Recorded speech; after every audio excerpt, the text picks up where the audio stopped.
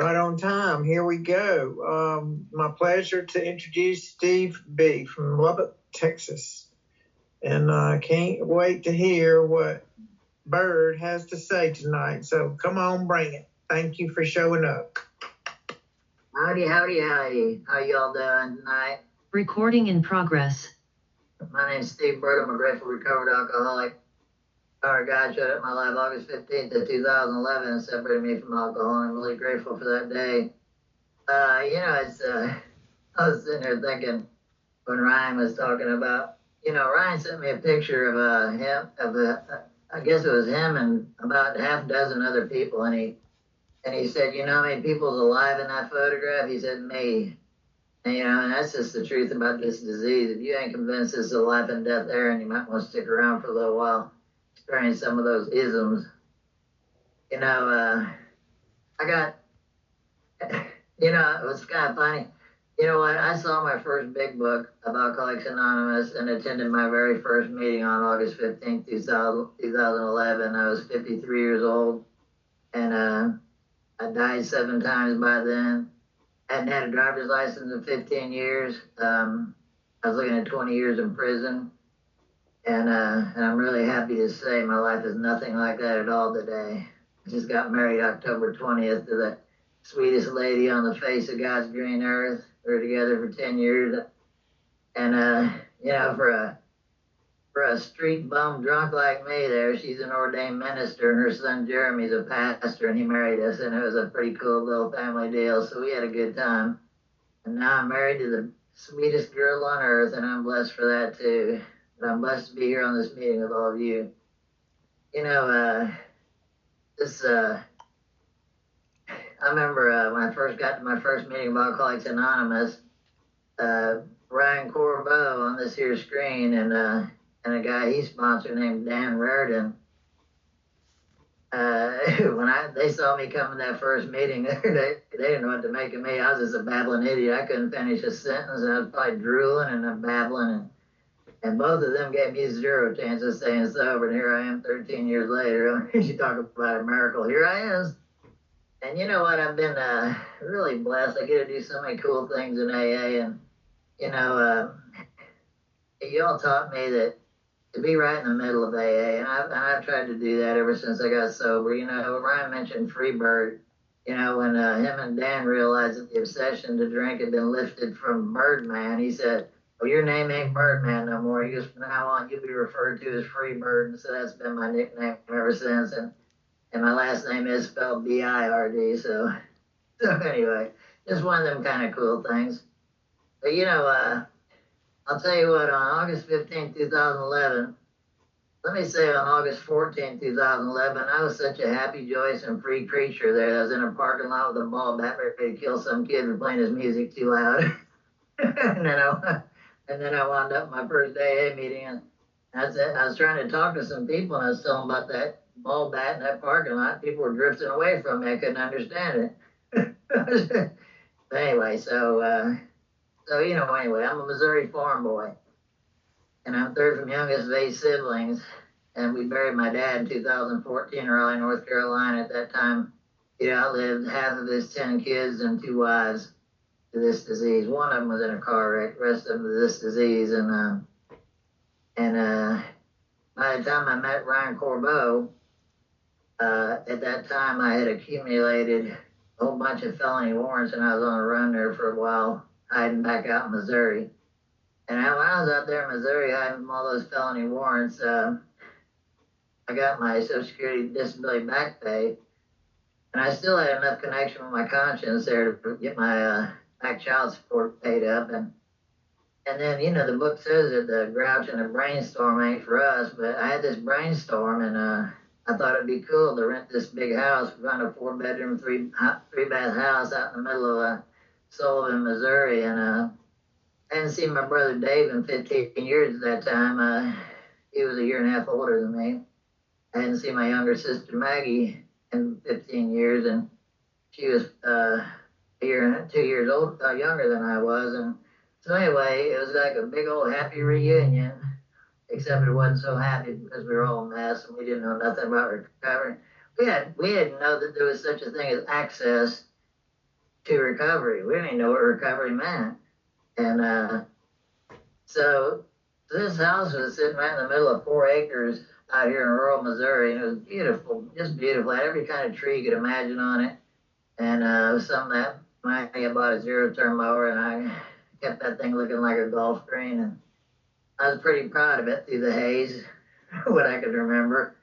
And in the first few months we lived there, I found my brother Dave's body dead in my house. And it was just later that year I found my baby sister Maggie's body dead in my house. Both of them succumbed to this disease. Neither one of them died from alcohol poisoning or an overdose. They died from what we do to our brains and our bodies. And so I got really good at this dying thing. I didn't intend to, but so I had a grand mal seizure. Trying to think when the heck this was. Pardon me if my timelines get a little screwed up, but I got a few brain cells left. Anyway, so I had this grand mal seizure, and I remember coming to. Y'all ever do that? I didn't go to sleep and wake up. I passed out and came to, and God knows where and with who. But I came to, and there's this couple of shadowy figures above my head, and one of them said, "Wow, he's alive." And the other one goes, sir, can you tell us your name? And I didn't know what the hell was going on. And so a few days later, I'm in a private room, and that doctor from the ER come up to my room, and he explained to me what happened. He said that your brother had called the EMS, and obviously this is before he died, and that I was dead, and they gave him instructions enough over the 911 hotline there to get enough life in me there for the rolling ambulance to pick me up, and on the way to Regional Hospital in Rolla, Missouri, I died one time, had to be paddled back to life. And when I got to that regional hospital, they couldn't stabilize me there, so they called in the chopper from Springfield, Missouri, and I died 4 times on that chopper. And this ER doctor was in my room, and he was telling me all this because I didn't have a clue. And he and I said, "Well, how did I get here?" And he said, "Hell if I know." He said, "You showed up in one of them hospital gowns from that other hospital, no ID or nothing. We didn't know who in the hell you were." And he goes, "You just kept all my ER staff so busy there. We put you on a gurney, shoved your ass in the corner, and gave you to God." I'm going, "Oh, that sounds kind of serious," I see. And so anyway, you talk about being through the ringer. I guess I've been through the ringer, and all this time, what's crazy about this here is I knew nothing at all about y'all people. I remember the impression I got in the first meeting of Alcoholics Anonymous I went to. I thought, you all are a bunch of crazy people. What the hell are you talking about? I didn't have a clue. But anyway, so God didn't put no gurus in my life. My sponsor was a year and a half sober, and my grand sponsor's on the screen today, and he had 2.5 years sober. And it's a wonderful way to grow up in AA. I think between us there, we started to compare what we were seeing in the book and looking around the meetings and what we're hearing and seeing and all, and we decided that isn't what was in the book. We wanted to figure out what was in there. Ryan calls it our flying blind period from the 4th to the 2nd edition, and we had a really good time in early recovery. But to get here was really crazy because I had no clue. I hitchhiked the United States when I was 15 years old, hair clear down to my butt, because my mom and dad sold our 80-acre farm in Pacific, Missouri. And out of that resentment, I became a rebel without a clue. And I just decided I was going to grow my hair long and hitchhike the country, and that's what I did. That was back in the days. You didn't have to worry about who picked you up so much. Nowadays, you better be lifting an eyebrow about everybody picks you up. I wouldn't advise it. Anyway, things is simpler in those days, and I really appreciate the times I grew up in. But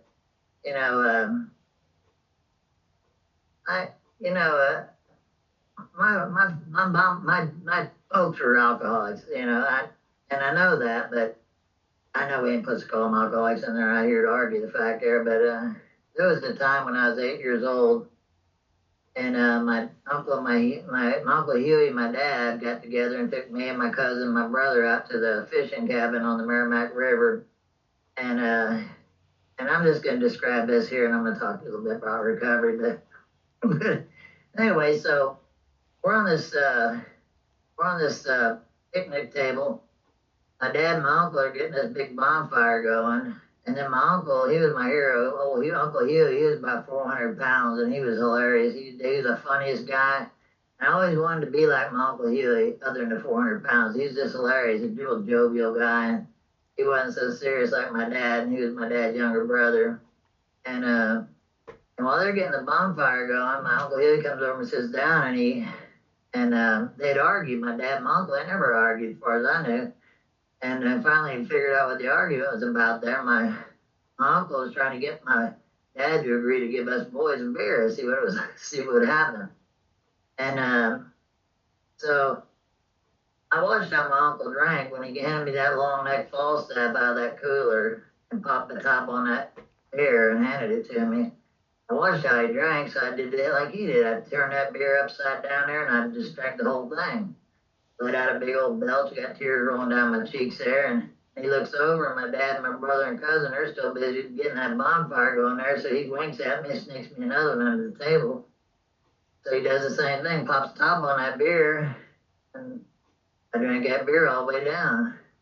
And I did the same thing, big belch, and my eyes are just watering, and I'll be danged if he didn't have me another one, because they still ain't looking. And when he popped the top on that third long neck Falstaff, I wasn't maybe a third of the way in that beer, and by now I'm bloated. I'm 8 years old. And I set that beer down on the picnic bench that I'm sitting on.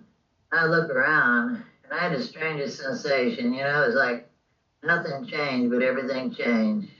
You know, it's like it felt like the first time in 8 years I could finally exhale. For the first time in 8 years, I felt just perfectly fine where I was, with who I was with, doing what we were doing. I never had that feeling before. I suffered those bedevilments long before I ever had those first few Falstaffs in my body. I was the last of us 8 original kids. I say original because my dad remarried and got a half sister and a stepsister out of that. But anyway, so y'all ever brain fart? Just woo! Right? So anyway, so what happened? When I was 6 years old, I was in the 3rd grade, and the girls were a head taller than me because I skipped 2 grades. And back in those days in Catholic school, they gave you these things called an IQ test, and I tested at 160. I didn't know what that meant. Later to find out, your average human being is 112 to 120. And I'm not bragging. I think I drank that down to about 16. But back in those days, I guess I was kind of smart. But when you're 6 years old in the 3rd grade and the girls are a head taller than you, it's hard to be macho when they're on the playground. You're just thinking about this girl. She's so cute there. You just love to give her a big old hug and a kiss. She pats you on the head and says, "Oh, how cute." You know? So, you know, whenever I got those first 3 beers in me, all that feeling of inadequacy and self-centered fear, feeling of not being good enough for, and all that slid away. And for the first time in my life, felt perfectly fine. And you know what? It wasn't like I pursued that after that because I was 8 years old and we were still living on the farm. But when my mom and dad divorced when I was 13 years old, sold the farm off, we moved to different suburbs in St. Louis. Well, you know, I met these boys. Yeah, y'all ever do that? Met them boys. Looked like they was having fun there on the street corner there, passing these beers around. And so they invited me, and that was the beginning of my story. And, you know, shame it wasn't the end of my story, but it really got really good to me. But, you know, I don't know if Ryan knows this, but whenever I told that story to Dan, Dan told me, he looked at me real serious, and he said, "Steve, if you don't have a spiritual experience at least that powerful this side of the 12 steps, you're going to die." And I go, "Oh, kind of important we work these steps in, huh?" You know, so anyway, Dan and I, we got to be really good friends, and Ryan knows that. We'd get together at each other's houses, and we'd go through the book and all, and I think I about rebuilt Dan's house while I was there, didn't I, Ryan? I'd replaced all the plumbing in there. We were tearing down walls, making 2 small rooms, big rooms, and All the while, the teenagers are running up down the steps there smoking dope on the second floor and all. And his wife Debbie, there was a good cook there, and she would cook for us. And man, those are great first days. But it's um, it's just nuts how things happen. Well, here I am in Lubbock, Texas. I got here with 18 months of sobriety.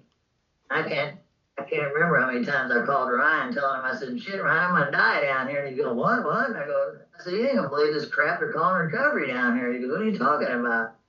I said, these people are saying they wake up with untreated alcoholism every morning. I'm going, what?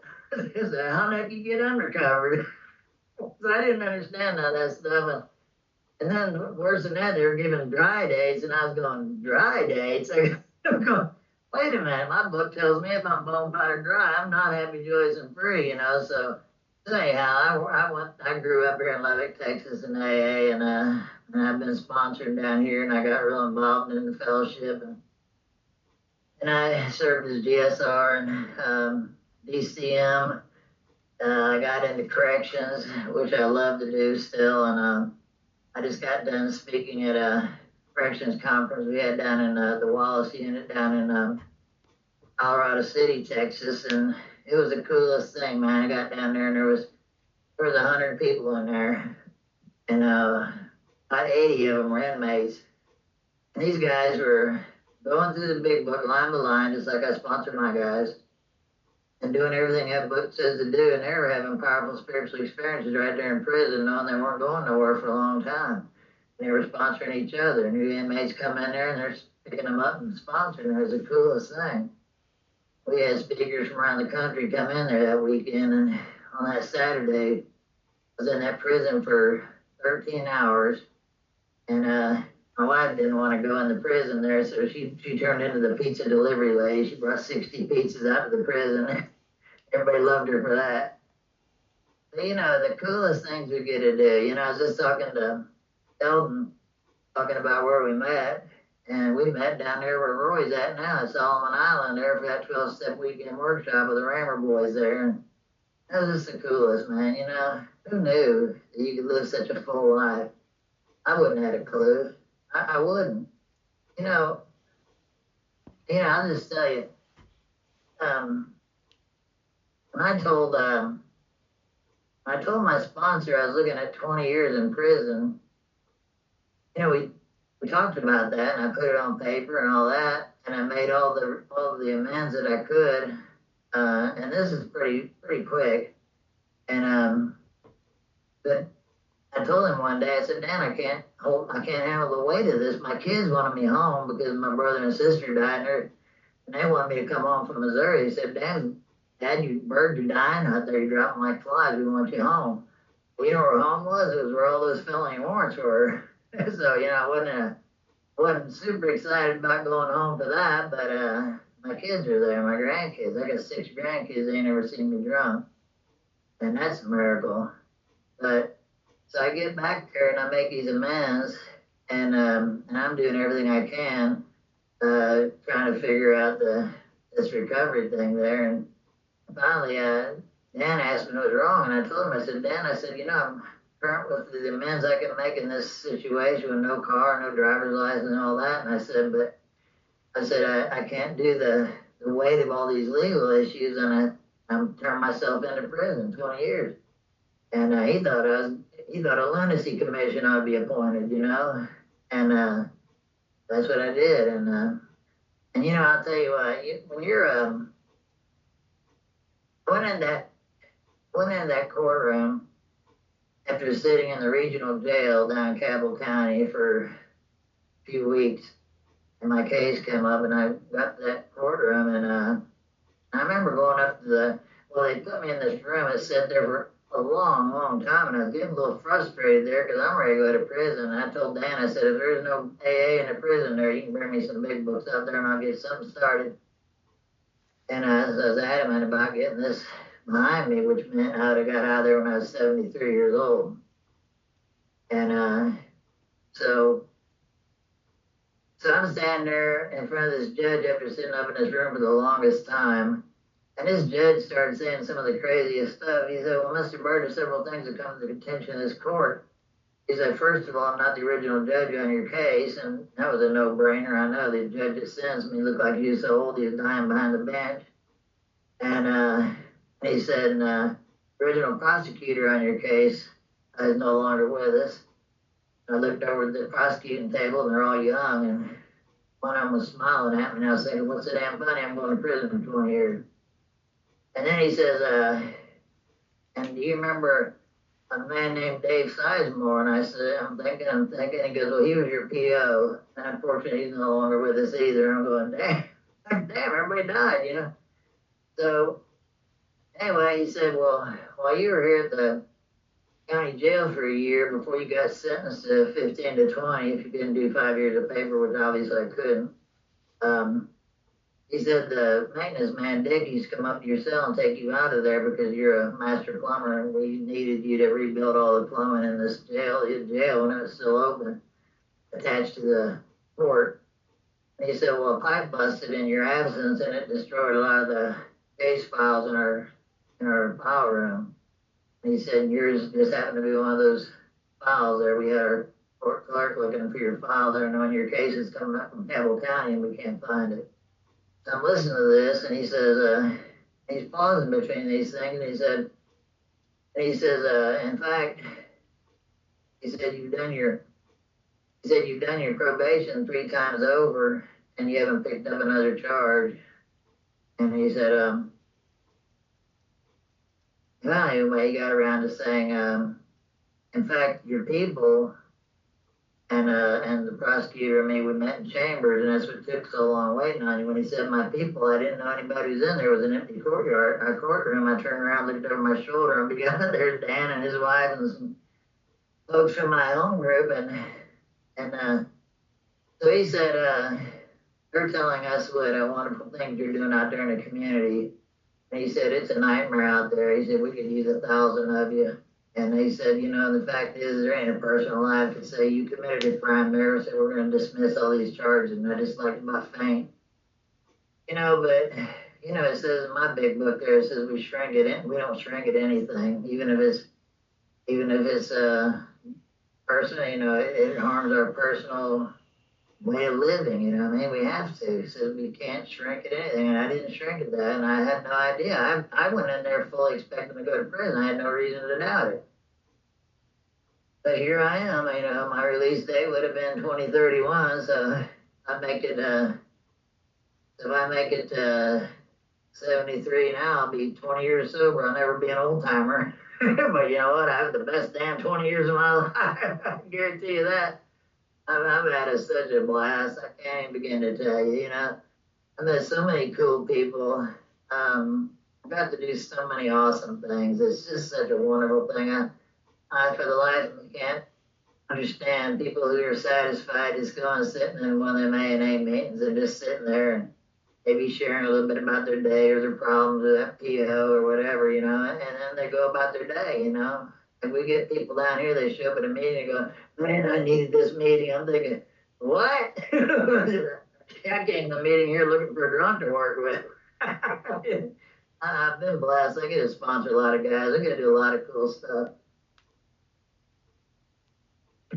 But, you know, it's from where I come from to where we are now. You know, when I met Sharon 10 years ago, between the two of us, we really didn't have a whole lot going on, but we had enough in savings where we found us about an acre of property and we just bought it outright.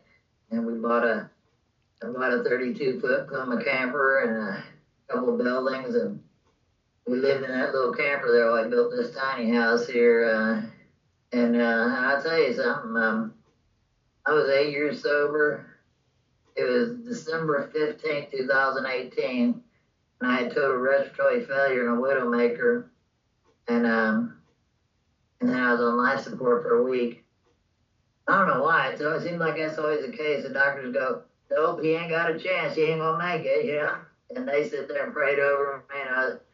And finally the doctor called my brother and my wife, Sharon, in there. And they said, well, we tried to pull the ventilator and he didn't respond, so we're going to try again. But we don't give him any kind of hope there. So they had every reason to suspect I wasn't going home. And during that time, 56 people had come and sat in the hospital and prayed with Sharon at different times around the clock, and every one of them for AA. Wasn't nobody from normal society. I heard about normal society. I don't really believe it exists, but you know, it's just the coolest stuff, man. I mean, it's had so many awesome things. It's funny.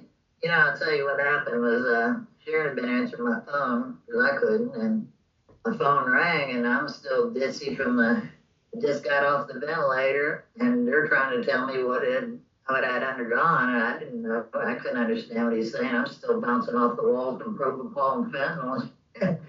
And my phone rang, and I answered it. My sponsor in Amarillo, and he was surprised I answered my phone because I hadn't been, and he expected me to be dead by the time Sharon answered my phone. And so I answered the phone. He goes, Steve. He goes, how you doing, man? He goes, you're the last person I expect to answer this phone. You know what I said, Michael, I'm supposed to be up there at Thule. I got 25 inmates waiting for a 2-hour big book study. I said, hell, in fact, I'm supposed to be down at the county jail. I'm taking these guys through the word. And he goes, shut the F up. He goes, you just died, you idiot. But, you know, I guess what I'm trying to say is, you know, I died, you know, and you know what? When I come out of that, I thought of you and not me. That's an absolute miracle for some of the most selfish, self-centered people on the face of God's green earth. And who knew that people could live like this? I had no clue. And they had no clue at all, you know. And, you know, turn out all those inmates up there at Thule is an hour and a half away. I used to leave Lubbock at 4 and get home at 9:30 every Thursday. There was a few of us going in the beginning, and 2 of them go lawfare, and I stuck with it because I just love doing corrections. You know, I lived in them county jails, and I was looking at prison time, and to give these guys a benefit I never had. Not one time in all those county jails anybody ever come in with a blue book and set it down on a table and say, Steve, you don't have to live that way no more. And I just want to give all them an opportunity that I didn't have. I have this passion for corrections. But, you know, it's, man, we get to have so much good times. Man, it's so much fun. You know, this past year is the first year in a long time I wasn't able to get up to West Virginia and see Ryan Allison and all them and Dave and Tom and, you know, my peeps. And we always have such a good time up there at the hog roast there. We have an annual hog roast up there. I still call it my home group. And you know, that home group was formed when AA was 10 years old. So you know some of the old timers that must have hung around there, you know. And to think that they passed this gift on down to us to do with what we will, and look what we've done. Who would have thought it took something like a pandemic to bring us together on Zoom meetings? I never heard of Zoom. Probably nobody ever heard of Zoom. What the heck, Zoom? Zoom. Yeah, I didn't know, you know, but I met some of the coolest people around the country and around the world right here on these Zoom meetings. I mean, it's the coolest thing. And it seems like, you know, I don't know about other people. I don't know how many of y'all have heard of Bill Cleveland out of California. He came down here to Gathering Eagles we have every year. It was the same year that Johnny Harris showed up there, and I sent Ryan a picture of me and Johnny Harris, and I couldn't believe he's alive. I go, what? I think I was 1 year old when he took his last drink, and he's still out there on the circuit. And Bill was doing that talk there, and he said, and right in the middle of his talk, he kind of paused and looked out across the audience. He said, I never could understand people who said they're bored in AA. And he paused and he looked out again. He goes, so if you're out there tonight and you're bored, he goes, that's because you're boring. And I just died laughing. I just said, you're right. How do you get bored in AA, you know? I mean, God's given us so much to do, you know, and so many tools to work with, you know, and Zoom being one of them. And just what an honor it is to just be able to meet you guys and speak here on your group. You know, Eric sent me that recording of Megan out of Nevada. She did a wonderful job, and I told them before the meeting started, I said, I hope you ain't looking for anything that eloquent out of me. I said, you might be really disappointed. I mean, it's, think about being out there for 40 years, and what's the chance of coming in and getting one sobriety day? It still blows people's minds around here, and they're going, what? I had somebody tell me not long ago, they said, man, I wish I had your experience come in here and have that burning bush moment. I said, the hell are you talking about? I didn't see no bushes burning, you dumbass. I just got one sobriety day. Everybody around here, they got 15 sobriety days. I've been in treatment 15 times. They go, I don't even know treatment existed, I never knew there was such a thing as a comfortable medical detox, for God's sake. I'm out there dying. You all are in these rooms here laughing and all. Who knew? I didn't know you could live like that. But, it's, what a cool thing AA is. I mean, it's opened up a world for me that makes life worthwhile. Everything I do, I mean, I wake up in the morning looking forward for my feet to hit the floor. I wake up every morning and thank God for my life. I wake up every morning and thank God for people like you. And I look forward to every day. I'm always excited to see what God's got for me today. It never, ever gets old. Never. I'm just so excited and enthusiastic about Alcoholics Anonymous. So I'm a Missouri farm boy. Isn't that interesting? Yeah, I'm born and raised on 80 acres, and that was like an 80-acre playground for us kids, and we loved it. It had a creek that went right through the middle of that 80 acres there, and it was turned into a raging river when it rained. It was down in this valley in a bowl. In fact, you know what the name of it was? Yeah, you know it. It was called Hidden Valley Ranch. First time I was in a grocery store and saw that Hidden Valley Ranch there label, I got mad. That was my first resentment before I knew about AA. I thought y'all stole my name. But that's what it was called. That big letters on the garage there said Hidden Valley Ranch. And it was such a wonderful way for kids to grow up. And I guess as soon as Mom and Dad moved to the different suburbs of St. Louis, it was me and my younger brother, my younger sister went with her. And that's just when things kind of took off for me. I had one of the first class A&A resentments. And that's just when everything I just started doing anything and everything I could do, I mean, I started drinking on a daily basis, 14 years old, along with some other stuff. This here's AA, and I don't do that, but I'll tell you something, I do a lot of that stuff we don't talk about. And in fact, my sobriety date's 2011. I hadn't had a drink of alcohol since 1999. I could have been one of them old timers there, but I didn't know how to live life on life's terms. I still don't know what that looks like. Today I live life on God's terms. It's so much easier. It's page 29, the big book. It says further on, clear-cut directions are given showing how we recovered. The guys I take through the work, Hank Brennan's on here. He's one of my newer guys, and I'll tell you what, this guy's on fire. And I pointed that out to him, and I said, you know what that's saying? I said, further on past page 29, you and me are going to find clear-cut directions given showing how the first 100 recovered from alcoholism. I said, you want that? He said, yeah. He'd been in and out of AA. He had some time, got bone dry, and then twisted off and come back in. He said, I didn't know what happy joy is for free men. That's the way we go through the work together, Ever since I've been in Lubbock, Texas, I usually have about 3 2-hour big book studies running during the week. And that's every week. It's 3 days a week, 2-hour big book studies. 2 of them are in prisons. One of them's on the outside. And we just open up the big book, the title page, and we start right there, and we go through the big book line to line. It's really a fascinating thing to see some of these people who've been around AA with something I can't fathom. How do you get around AA? Because I've been around AA. Get in AA, Anyway, so they've had experiences there with a lot of dry time, and that's what killed me, people giving a dry day down here. What the hell is dry day? You ain't like boys whistling in the dark. This is the boys whistling in the dark group, everybody's dry, But anyway, so, so we go through the work together, you know what I mean? And it's the coolest thing to see these cats wake up and see just how cool life could be, man. See them become a powerful unit in AA, see them have wonderful relations with their kids and have new experiences there with the women they've been married to. And all of a sudden, it's like a new pair of glasses. I wake up with a new wife every morning. That cracks me up. So I tell some of them that, they go, "What?" I go, read the book.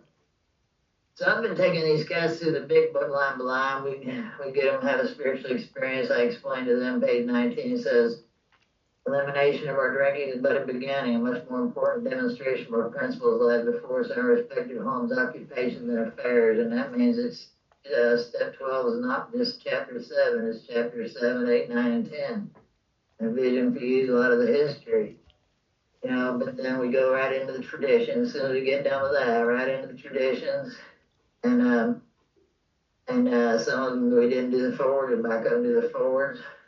I sponsored this lady, his name is Elizabeth, and she gave us a wedding present of Dr. Bob and the Good Old Timer, passed it on, and what was the other one? I can't remember. I had them somewhere else, and I told her no way I could find them, and I told her what good books they were, so she bought and her both the books, and so we're going through Pass It On now, and it's just so cool to see people who've been around AA for a long time to really get into the history. Look at Bill's life growing up in Vermont, and it's the coolest. A lot of people don't know that Ebby and Lois and Bill knew each other when they were kids. How many people don't know that, but Dr. Bob and the Good Old Timers, it's crazy. I tell some of these guys, I said, chapter 5 says, rarely have we seen a person fail who's thoroughly followed our path. I said, how few people realize that the path was 1 Corinthians, Book of James, and the Sermon on the Mount? You've got to watch the meetings you say that, but it's just the coolest, and originally Bill wrote, never have we seen a person fail. And we got some old timers down here. Old lady Bob Smith just celebrated 60 years, and James Robertson got 53 years, and my dear friend Don Beard just celebrated 52 years. And I tell these guys I sponsor, you walk up to any one of these guys and you ask them, have you ever seen a person fail who has thoroughly followed our path? I said, you know what they'll say? They'll say no. And they look at me and I go, so you see people who's failed, didn't you? I go, yeah, well, what didn't they do? They go, didn't follow the path. Isn't that funny how elementary that is? So it's just the coolest life. I have no idea what the time is. Oh, okay. Still got an hour. We're good. Oh my. So, I've got to do some really cool stuff and traveling the country. And, I just want to, I'll tell you what, when I first got sober, I didn't have a relationship with my kids, and today I do. I have a wonderful relationship with my kids. Now, their mama died of kidney failure a couple of years ago, and that my kids, first of all, in early recovery, you know what they think, don't you? You're lying. You're not sober. You're lying, And then I'm just going to go ahead and read this. This is the second last page in Family Afterward, because this is my experience, and it's something we don't have to live with. On page 134 in the big book there, it says, the alcoholic may find it hard to reestablish friendly relations with his children. Their young minds were impressionable while he was drinking. Without saying so, they may cordially hate him for what he has done to them and to their mother. The children are sometimes dominated by pathetic hardness and cynicism. They cannot seem to forgive and forget. This may hang on for months long after their mother has accepted Dad's new way of living and thinking. And see, that was just how it was. Either I was in the good graces of my daughter or my son, never both at the same time. And my son, I adopted Tommy when he's 4, and he's 41 now. I'm the only dad he's ever known. And I just just got a text from him here last week, and he told me in that text how proud of me he was. He said, for all the crap you've been through, Dad, he goes, I'd have never, ever dreamed that you'd be, the person you are today. And I don't think any of us can.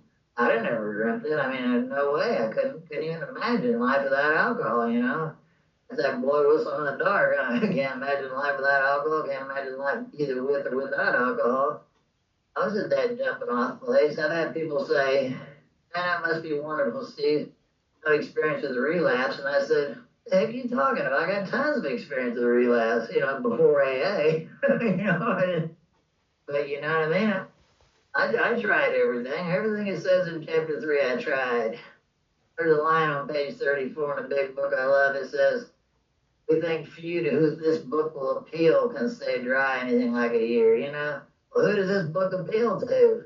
When Dan gave me my first big book, I pored over that book. I read that thing. He said, read the doctor's opinion, first 164 pages. I might have been batshit crazy, but I could read, and that's all I did. I was isolated. I read books, and so I read that book twice and called him at 8 o'clock at night. I said, what do you want to do now? And he goes, you did what? But I'm telling you, that book appealed to me. I found myself on every page of that book. He gave me a highlighter and told me to highlight or circle anything on that page there I came across there I could identify with, jumped off the page, spoke to me. And I told him, I said, my book is already so marked up, and I dried that highlighter you gave me up there, and I walked down the dollar store because I ain't got no driver's license, and bought a pack of them and dried 3 more out. I go, what do you want to do now? And he's down my house at 8 o'clock the next morning. Who knows? How hungry are you for this stuff? There I am, 53 years old, and I'm going, what? I had no clue what alcoholism was, and I had no clue that you guys existed. You know what I'm saying? Just imagine that. I had somebody down here that go, what the hell did you do, live under a rock? I go, I don't know, is Sullivan, Missouri a rock? I don't know. I just hit out, I didn't know. I was sober for a while before I saw somebody wearing a t-shirt walking by saying AA's for quitters, and somebody else said, I'm a drunk, I'm not an alcoholic, alcoholics go to meetings or some derogatory crap like that there, and I'm going, maybe I did see those shirts, but nobody ever explained that to me, I did new construction all my life. I did get my master plumbing license in 1983 and started a business, and I abruptly got married because everybody my age was getting married and having kids, and I thought I was running late, so I started going to these clubs, and I drove this 6-foot-tall model and cosmetologist, drove a silver Beamer convertible, her and her girlfriend just show up on the job site in her halter tops and Daisy Dukes there, and all the hammers had stopped, the saws had quit. And you know what? We drank, and every day on our job, I could put away a case of beer and a fifth of liquor on a daily basis. And then what do you do when it all comes crashing down? The day that alcohol, like Bill says, I was the forged weapon that one day would turn in its flight like a boomerang and all but cut me to ribbons. See, when you don't have a solution for our disease, we left in a hell of a spot, and I hung there for years. There